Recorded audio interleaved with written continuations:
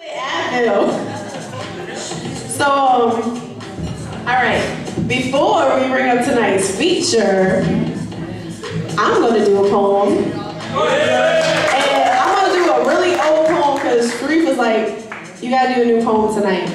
But my old poems are like new poems to y'all because you never heard them, right? Do whatever you want. I just hope I don't mess it up. All right. Can I get deep for a second? Can I talk about poetry and the love of poetry? Because this is a deep poem. Is that cool? Yeah. Okay. All right.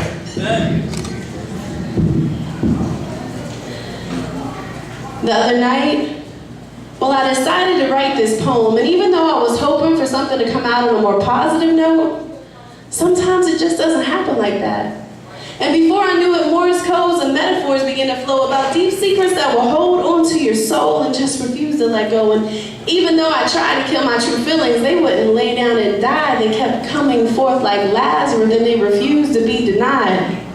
With hurt so deep, I swear I saw my paper begin to cry. See, I wanted to write about happy feelings, love, and sunshine, but my pen became silent.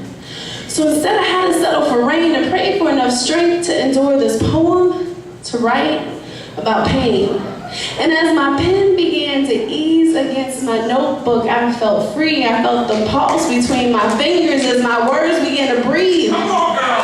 Feeling like they were taking on life of their own, like they could jump right off the paper at me. And I noticed that this feeling soon became addictive, and the details of my life was just a little too descriptive, but I couldn't stop it. It was as if my pen was on autopilot and it just refused to be rerouted as pain became my muse. And after all, what do I have to lose but maybe a few demons off my back? Maybe a few knots out of my stomach. In fact, maybe, just maybe, this poem can help me find my way back or help me find my true identity, even though the fear in me has always wondered what if. The reflection in the mirror walks away because it's just a little too upset. But who knows, maybe that's what I need is a confrontational episode, something to help me put my finger on this puzzle I could never quite hold on to until I used to hold on to this pen and write. And for every line would be one less tear I would cry, one less breath I would hold inside, one less sleepless night once I got this poem out right.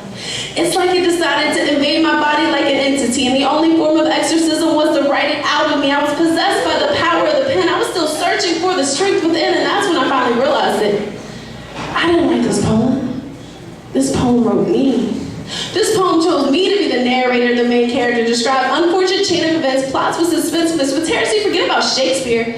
See, tragedy plus comedy equals me.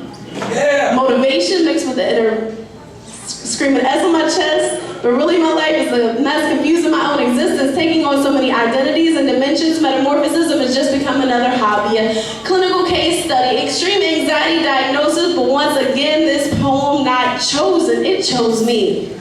To stand right here and use my country-style dialect, to recreate past events that only this poem knows the proper etiquette, like how it felt when my father died, or how it felt when that stranger forced himself inside, or how when my unborn child died, it killed me spiritually.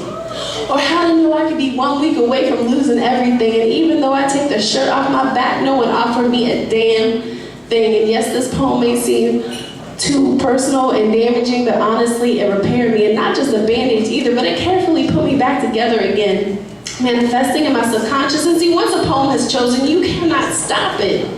There is no rest for the weary. You must conceive it like immaculate conception. You must breathe it. You must birth it like your Mother Earth, and it's just a part of the universe. But once I got my poem out, it was as if it had given me mouth to mouth for every line I managed to scribble out. And yes, I might have had a little bit to do with it, but my mental capability doesn't even have the capacity to create just a masterpiece. Poetry, the true expression of art, and I am just the brush. It is responsible for every stroke on this beautiful canvas, for every life-changing experience, for every notion, for every eyebrow rose, and for every nerve ending cut open and exposed. And see, now I can stand in front of you and tell you that there were days that I wished to slit my own wrist with razor blades just to use my blood to write with. Because you would never question my message came from the heart. Because see, this poetry gave insomnia sleep.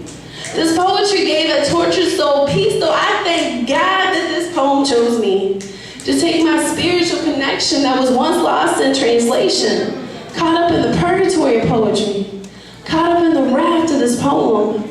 For we are all the chosen to write to our own salvation.